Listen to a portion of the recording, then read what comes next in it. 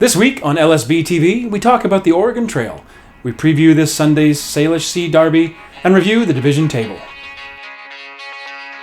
I'm Ted Godwin, and this is LSBTV. Time to support local football.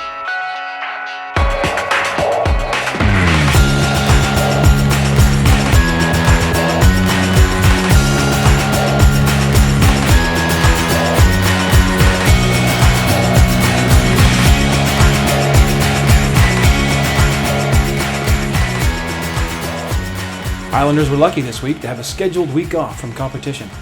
After earning their first points on the field for the season, they returned from Oregon with a shared flu bug that prevented some training last week. At training this week, we asked Chris Rushworth about that first goal of the season. Tell us about your first goal of the season. It came on in the 65th. It was nice to try and make an impact as soon as I could, and Michael North came on. Managed to bust up down the line, beat his defender, and just cut it back to me as I was running into the box, and just let it run across my body and put it into the far post. So it's nice to get on the score sheet, and what a time to do it in front of a couple of thousand people as well. So, how important was it for the team to get past the scoring slump?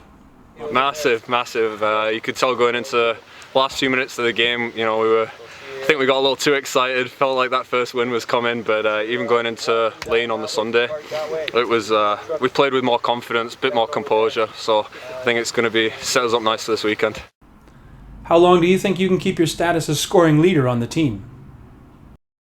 Yeah, I don't know, hopefully as long as possible, so right now I'm just trying to crack in and get as many minutes as I can and play as best as I can and contribute to the team, so we'll see how long it lasts. We talked to Coach Dave Dew about the changes he made that produced the decent results on the road. What did you do to prepare defensively for the trip to Oregon?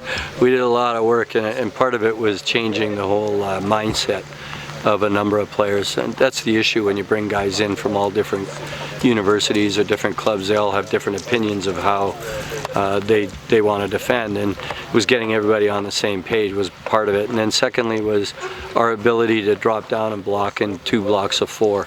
So asking players on the outside especially to do additional work to get back down and give us 2 blocks of 4, and then our front 2 to measure and decide when they could force balls certain ways, whether it be outside or inside, depending on the opposition, because some of the teams have stronger center backs on the ball than they do fullbacks.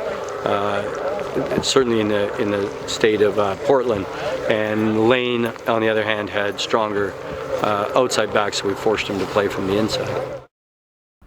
Were the 2 draws a disappointment or a success?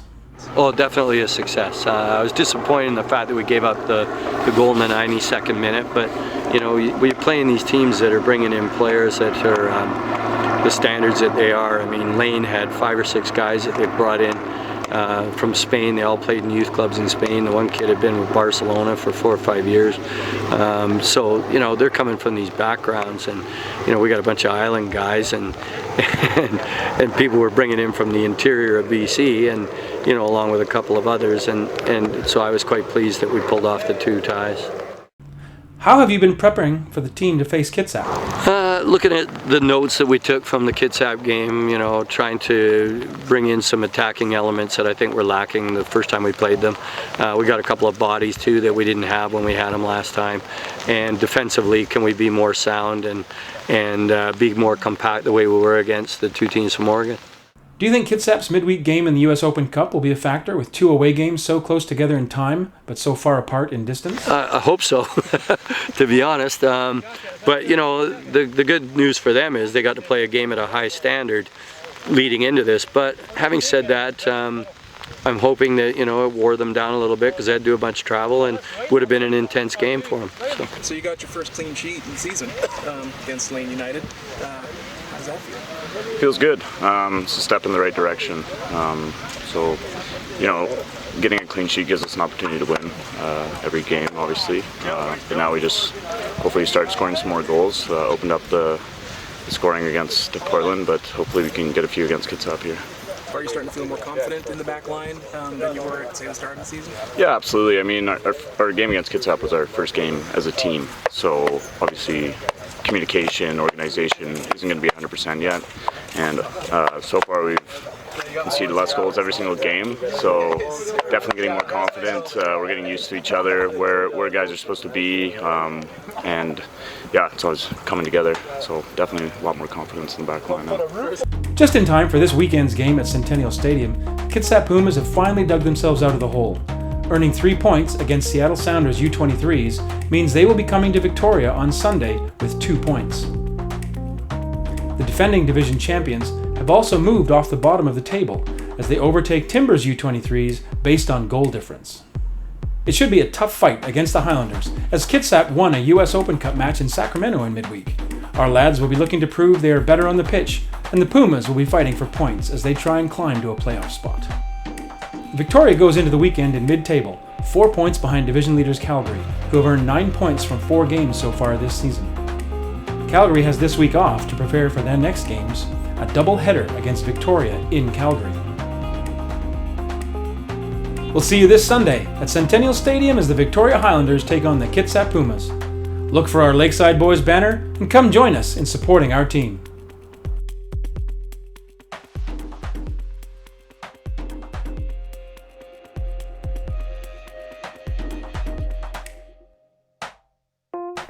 Now remember, you can join us all in singing. Have you registered your players over age? Have you registered your players over age? Have you registered your players? Registered your players? Have you registered your players over age?